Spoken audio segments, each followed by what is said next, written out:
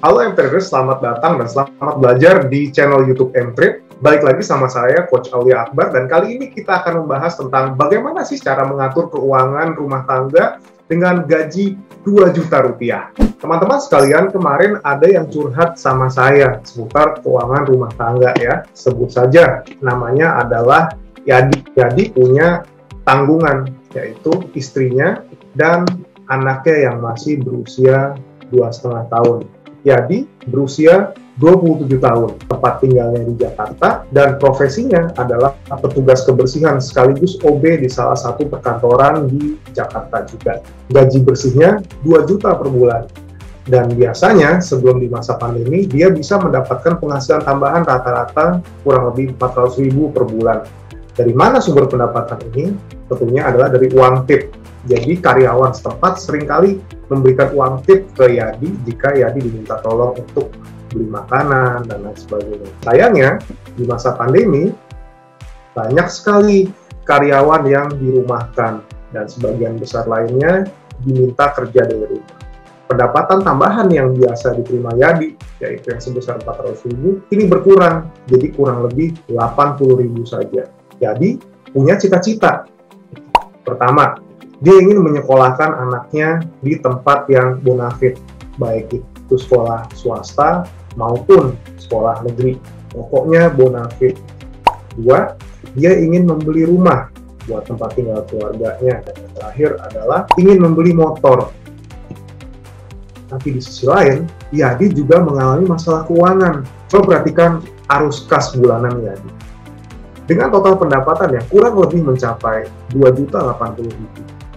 Total pengeluaran Yadi dalam sebulan adalah 2,7.050.000.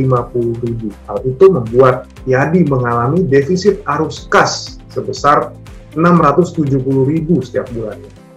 Tabungan Yadi tentu bisa terkuras dengan adanya defisit arus kas.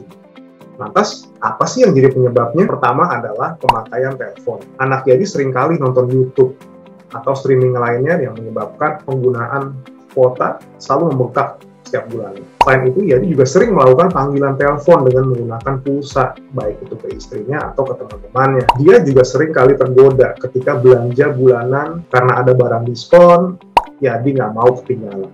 Pasti barang itu akan diambil, meski memang kurang dibutuhkan. Dan yang terakhir, Yadi sendiri belum pernah mencoba untuk lebih hemat dalam penggunaan alat rumah tangga. Sekarang, yuk kita bantu Yadi untuk ngatur keuangan.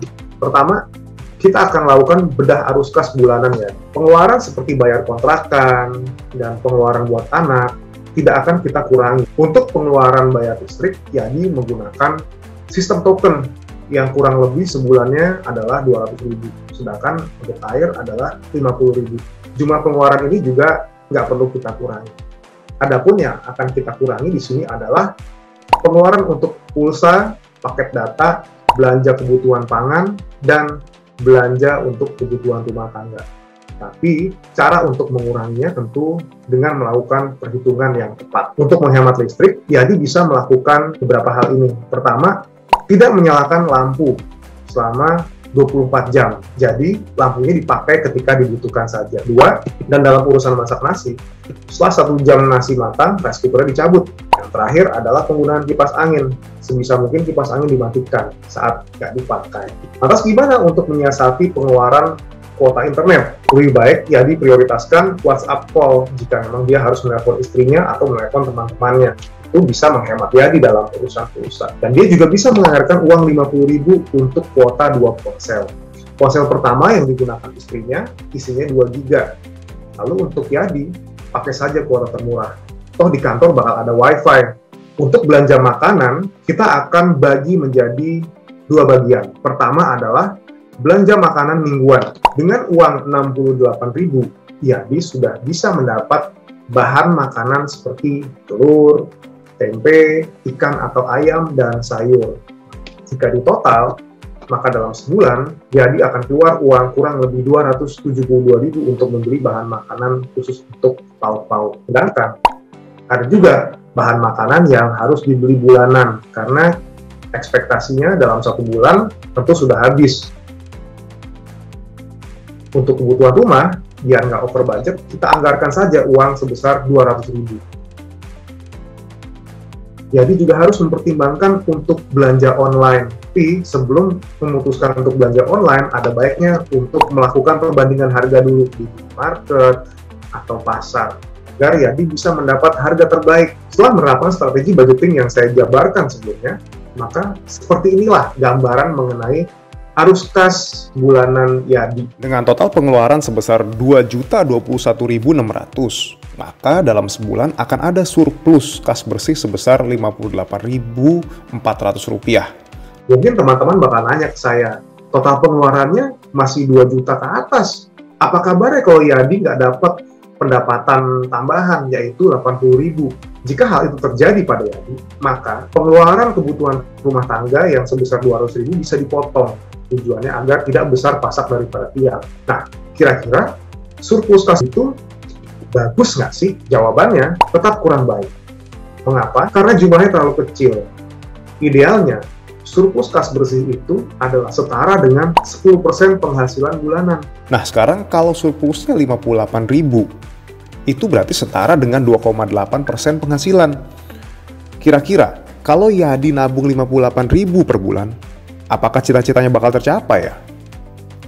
Jangan mengambil kesimpulan dulu. Kita harus lihat aset Yadi. Dari neraca keuangannya, Yadi memiliki tabungan senilai 4,5 juta rupiah. Selain itu, dia juga memiliki aset guna berupa motor yang harga jual pasarannya sekarang 7 juta, handphone yang nilainya kurang lebih 700.000, dan karena dia tidak punya utang, maka kekayaan bersihnya adalah 12,2 juta. Nilai itu didapat dari total tabungan dan aset-aset guna. Dari laporan neraca Yadi, bisa disimpulkan bahwasannya Yadi tidak punya dana darurat yang cukup. Apabila Yadi kehilangan pekerjaannya karena PHK atau yang lainnya, maka dipastikan rumah tangga Yadi hanya bisa bertahan selama 2 bulan tanpa adanya pemasukan. Selain itu, sebagian besar aset Yadi adalah aset guna yang tidak likuid, bahkan nilainya akan terus terdepresiasi. Yadi tidak punya uang dingin yang bisa diinvestasikan untuk jangka panjang atau jangka pendek. Tapi hal baiknya adalah Yadi nggak punya liabilitas atau utang. Kalau ditanya, apakah Yadi bisa mewujudkan cita-citanya dengan nabung 67.000 per bulan? Jawabannya ya susah. Kalau cuma ngatur keuangan saja, cita-cita itu sulit tercapai. Jadi butuh perencanaan keuangan yang komprehensif. Tapi sebelum melakukan perencanaan keuangan, jadi harus tahu bahwasanya masalah yang kini dia hadapi bukan hanya masalah pengeluaran yang lebih besar dibanding pemasukan, tapi adalah masalah pemasukan dia. Pendapatan Yadi yang sebesar 2 juta di Jakarta adalah pendapatan yang di bawah rata-rata. Jika memang Yadi memutuskan untuk tinggal di perusahaan itu dan tetap bekerja di tempat kerjanya sekarang, maka konsekuensinya Yadi harus menambah penghasilannya dengan kerja sampingan atau dengan bisnis sampingan. Bisa dengan jadi kurir, ojek online, dan lain sebagainya.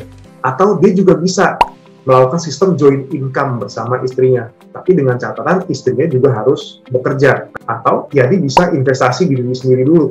Dia bisa belajar lagi dan mempelajari hal-hal baru atau keterampilan baru yang sebelumnya dia belum pernah kuasai.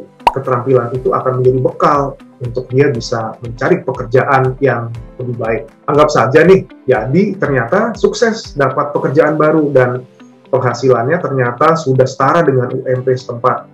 Maka 4 hal ini bisa dilakukan oleh Yadi. Pertama, dia bisa menabung dana darurat. Dana darurat yang pas buat Yadi adalah setara 6 kali pengeluaran bulanan.